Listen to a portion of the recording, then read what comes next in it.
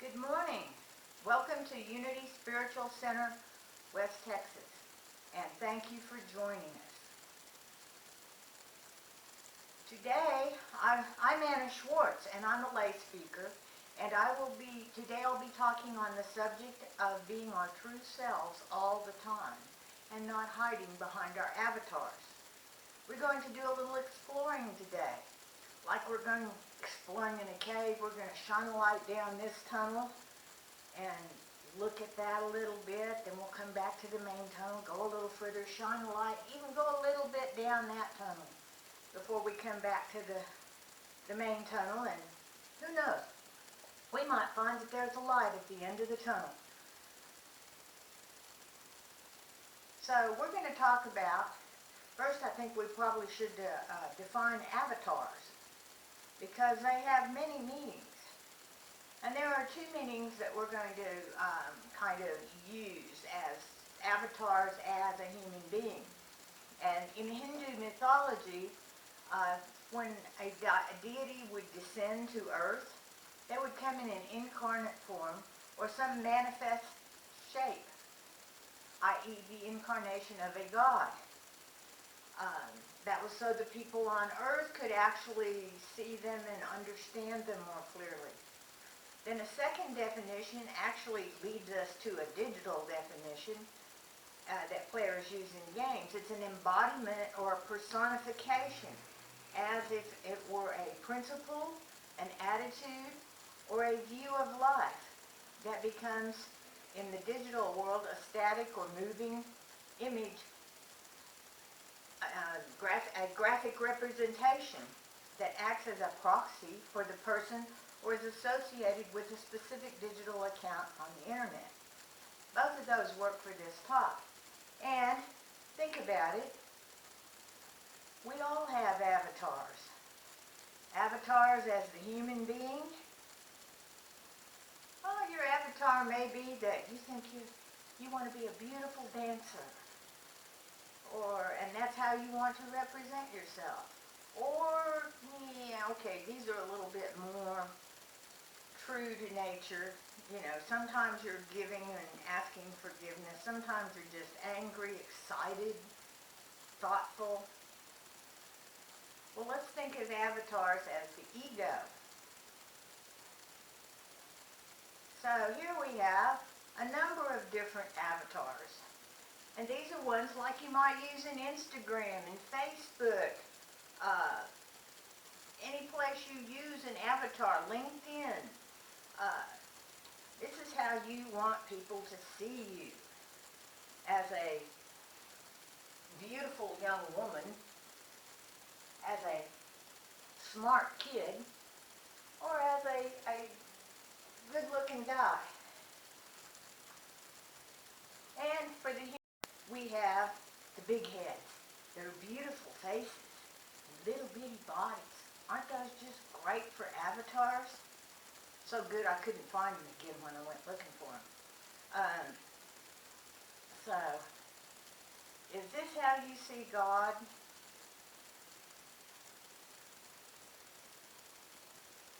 Strong, big, wielding his hammer like Thor. And notice here he's left-handed. That was a little interesting. Or how about this? Some almighty crowned anthropomorphized patriarchal being sitting in heaven looking down on earth. Patriarchy, a lot of these will be patriarchal because at the time the books of the Bible were written, probably before that, back in the early Judeo-Christian times, everything was a patriarchal society. And a patriarchy, just in case you don't know, is a social system in which men hold the primary power and predominate in roles of political leadership, moral authority, social privilege, and control of property. Some patriarchal societies are also patrilineal, meaning the property and title are only inherited via the male lineage. Anyway, he looks very patriarchal. Well, heavenly, still largely anthropomorphized because you can see there's a person there. But it's a light in the universe. That's not too bad. Now, we're still thinking of God here, powerful like this. Notice the throne and how much this one also looks like a man.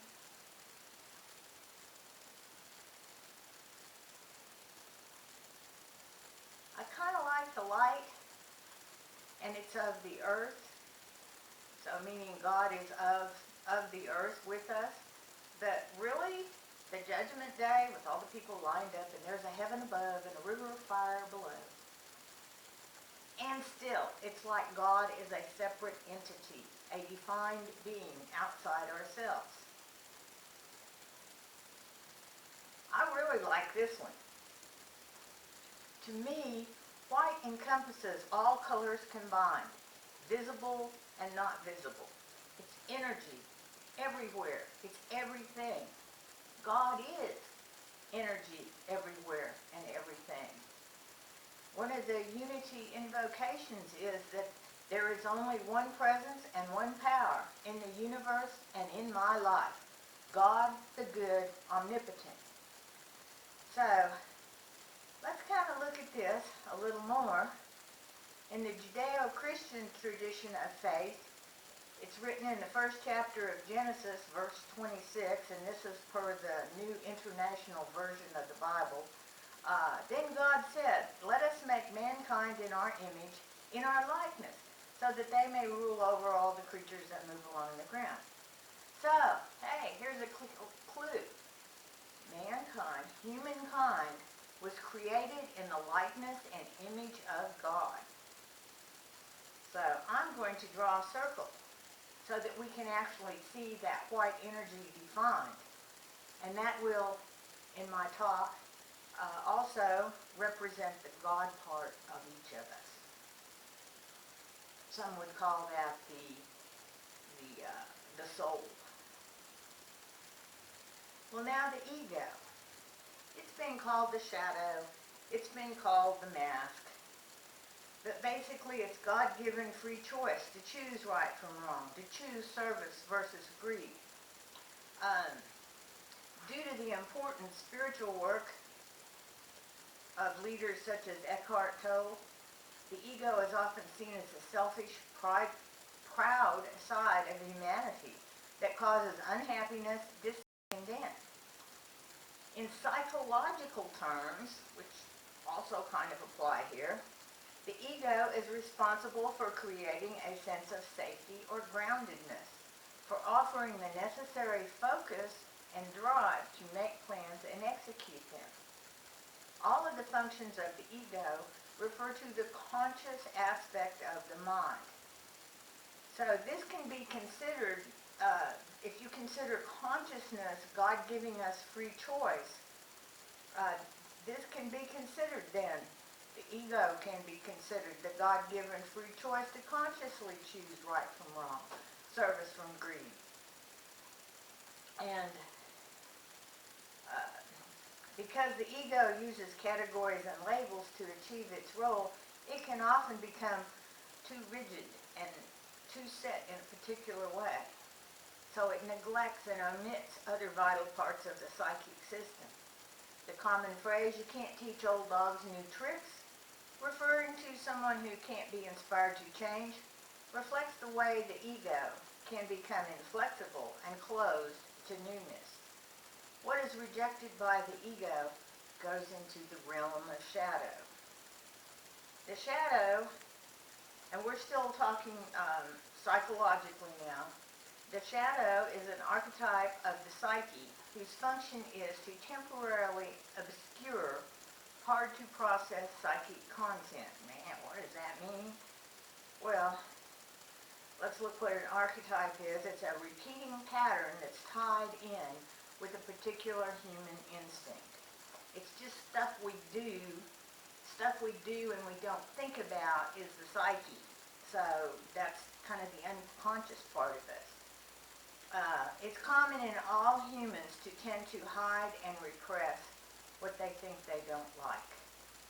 But every now and then, it is helpful to have one's old ways challenged in order to reevaluate and rediscover parts of oneself. The parts of oneself that one deems as worthy of hiding. All archetypes have a positive side and a negative side, or better said, a balanced aspect and an imbalanced aspect. The ego and the shadow then contribute to keeping each other in balance. They kind of also work to keep each other in business. The shadow challenges the ego by bringing to the surface repressed, unconscious material, and the ego can learn to relate to the shadow in a new and healthier way. Even though both the ego and the shadow are parts of the psyche, there are some important differences between them. The ego is a complex. It's just kind of like a matrix of us. And the shadow is the archetype. It is the inherent unconscious part of ourselves. The ego focuses on what is conscious while the shadow contains what is mainly unconscious. Yes, the shadow can be both individual and collective, while the ego is very just personal. Despite their differences, the ego and the shadow are strongly connected.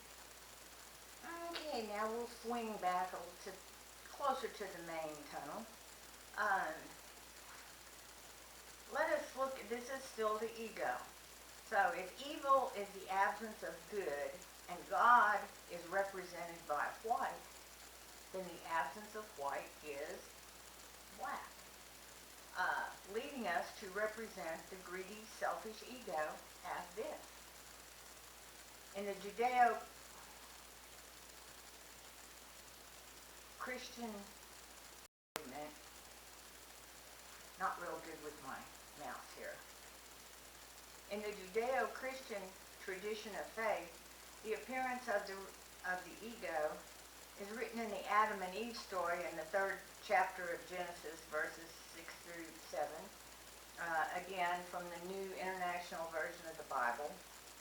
When the woman saw that the fruit of the tree was good for food and pleasing to the eye, and also desirable for gaining wisdom, she took some and ate it. She also gave some to her husband who was with her, and he ate it. Then the eyes of both were opened, and they realized they were naked. So they sewed fig leaves together and made coverings for themselves. I have a lot of trouble with that. It's like, really?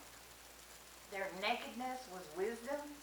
And with their newly gained wisdom, they were suddenly able to sew leaves together? And it has been explained to me that they didn't make something to totally cover themselves, to hide themselves entirely, but only their lady parts and man parts. The wisdom was that these parts must be kept hidden, because we should be ashamed of showing them. Ha! Now the wisdom that they gained was really the more important part. They could see what blessings and privileges they had. They had communion with God, the dominion of the creatures of the earth, the purity and wholeness of their nature,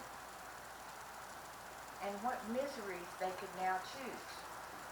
That wisdom could now, that wisdom was what some call free choice.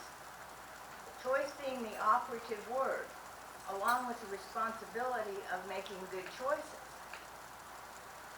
We as humans make these selfish, greedy, and mean choices more than we would like to admit. Because most of us recognize good and bad choices, we are frequently ashamed when we make the dark choices. So when you are in charge of something or rule it, you have dominion over it. The most famous use of the word occurs in the Christian Bible, where God grants people dominion over other animals. And dominion is the power to direct, control, use, and dispose of at pleasure, a right of possession and use without being accountable. There is a lot of power there and a lot of responsibility. No wonder we can make so many bad choices. Taking this a step further, stewardship, per the Holman Bible Dictionary, is utilizing and managing all resources God provides for the glory of God and the betterment of God's creation. Well, here's where we are most of the time, when everything is going right. Anyway, we have a car, it gets us where we want to go. We have enough money to cover the necessities of life. The family's in the calm mode, not as opposed to the full drama mode. And our health allows us to participate in the activities we like to do. Not every choice is good, but things rock along okay. So, one way to look at us, there's the God part of me, the light, the just very energy of God, and then the ego part of me.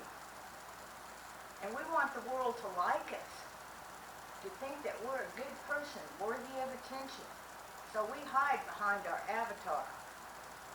Oops, that's what those who truly know us see.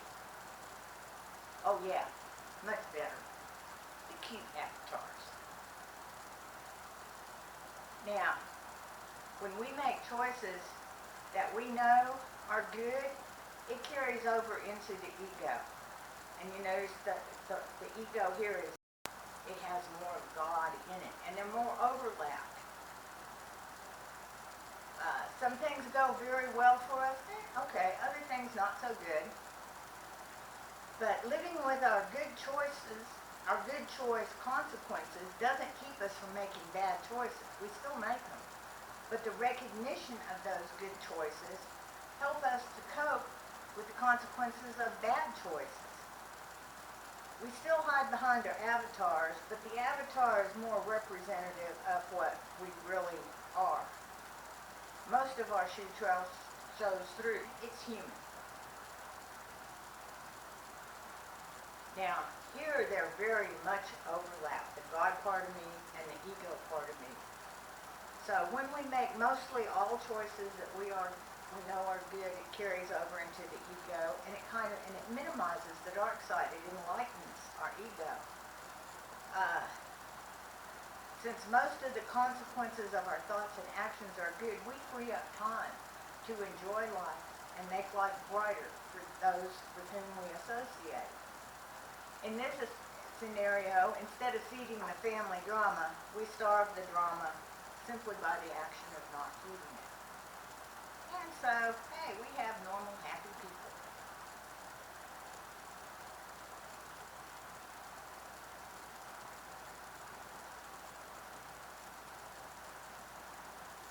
So, we have now explored, I'll catch you up, what the avatar is all about, and how our ego and our God part are behind that avatar, and how we can let it show through in what we do every day, and the choices we make. So, thank you for taking this journey with me. And now we're going to have a few moments of meditation. Much of it will be silent. So, get comfortable in your seat. You can close your eyes or leave them open. Remember, praying is frequently talking to God, and meditation is listening to what God has to say. So, let us kind of let our God part tell the ego part to shut up and listen for a few minutes. And maybe all will be better. The ego can operate at a higher level. And we can be more of the real people that we truly are. More of God's people. And so let's just spend 2 or 3 minutes in silent meditation.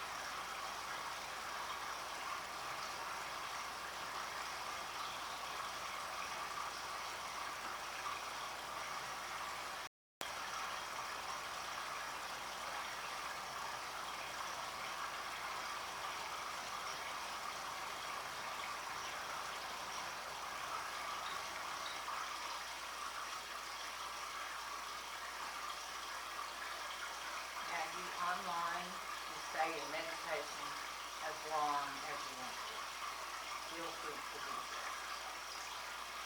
Those people here, you need to kind of come back to the room. Move your shoulders and your neck, open your eyes. And we are so glad that we could be here.